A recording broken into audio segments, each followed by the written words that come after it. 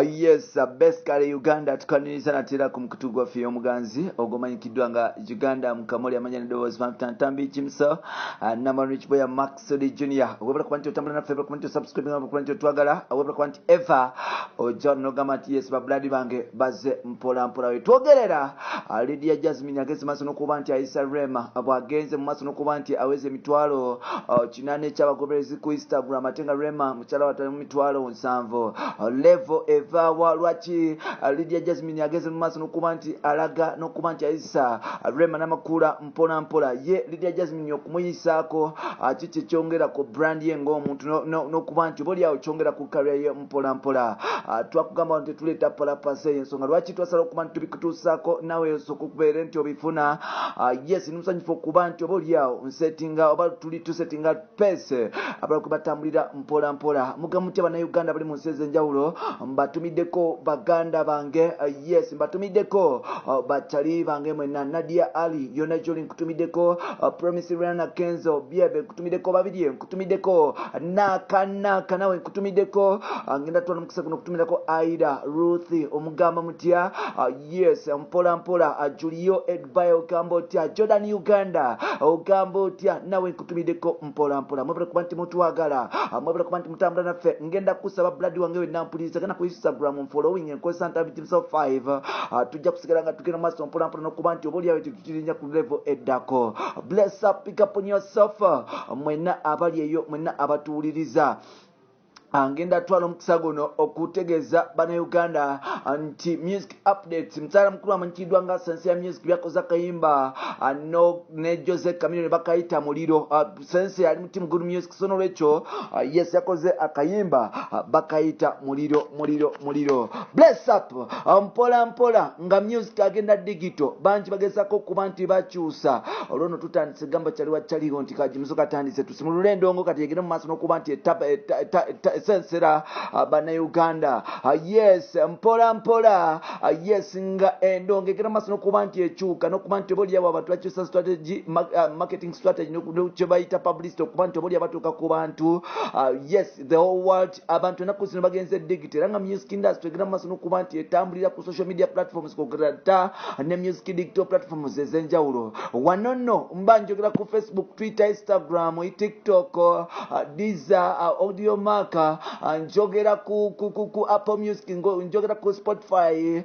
yes njogera ku yes Boomplay njogera ku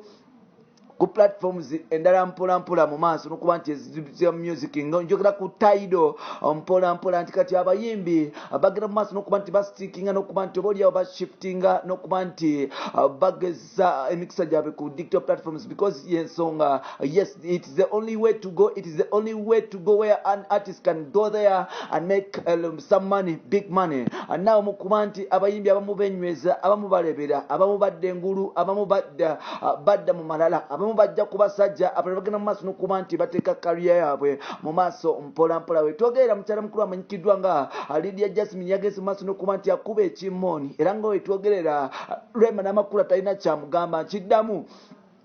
wetwogerera Lydia Jasmine agenza mu maso no kubanti agaziya ensawoze mu kyebayita digital market ranga wetwogerera Lydia Jasmine yasobodde okubanti Aisa Rema namakula ennaku zino yamuyisizako misinde ddala Lydia Jasmine agenza mu maso no kubanti oboli awo agaziya fan base ye wetwogerera mukyala mukulu amanyikiddwa nga Nabaonuka Lydia aka Lydia Jasmine agenda mu kakadde kaba followers ku Instagram kino kikulaga omuyimbi ali serious n'omuyimbi oboli awo atese amanyo kubantu agaziya fan base ye mpola mpola Lydia Jasmine yomu kubayimbi abato abaze mpola mpola oboli yao bazze bagoba Rema abadde ne following ku social media ezenjawulo era nga abadde way far better than any other female artist apart from Juliana Kanyomoze Rema yagenda maso no kubanti oboli yao adira mwe mabega enaku zina sticking am kubanti oboli yao alabira mukyala n'abaana alabira musajja anyway simanyi lwaki ekintu kino gwe ntuka ku Rema nje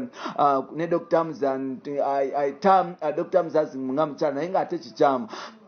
awe twogerera mukyala mukulu amanyikiddwa nga Rema Namakula ebiseera ebisinga stickinga live ye yes ku social media ebiseera ebisinga ateekayo omusajja wanana Rema kikulaga nti oba oliawo afunyemu obunafu mpolampola era nga betwogerera Rema ali mu mitwalo 7 Lydia Jasmine we yamusanga mpolampola n'agenda amuyitako era nga betwogerera Lydia Jasmine agenda mu kakadde kalamba ngamba Lydia Jasmine agenda kuba nti aweza akakadde kalamba era nga ali mu mitwalo 8 mpolampola ensonga lwaki Lydia Jasmine oba oliawo ayisiza Rema zezino Lydia Jasmine agenda maaso n'okuba nti aconcentratinga wabaddewo saga oba ziyite celebrity couple empya saga mpya gezezaako okuba nti traininga ekipinga Lydia Jasmine okuba nti traininga one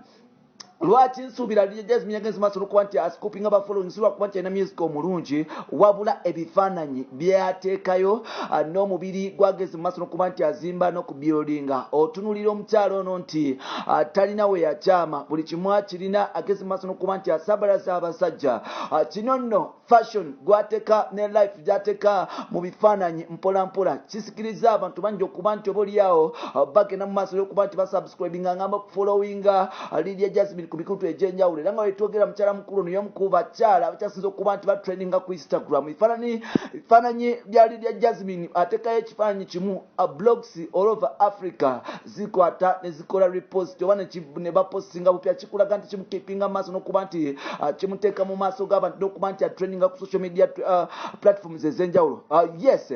tugambe nti bw'otunulira big guy egenda kukwata big guy.ug etekeyo African Entertainment News etekeyo social television zitekeyo zimbu zitekeyo ngamba ze